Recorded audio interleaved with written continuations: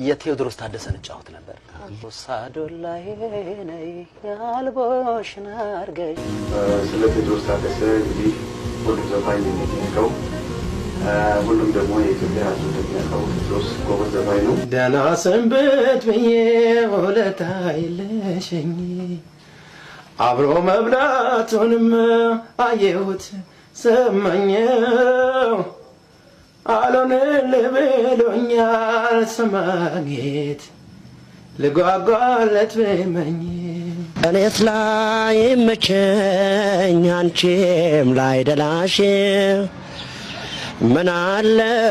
ባይርቀኝ የለመድኩት ገላሽ ሰምቶ ዝም አለ ጆሮዬ አይቶ ዝም አለ አይኔ ወርቅ ታደሰ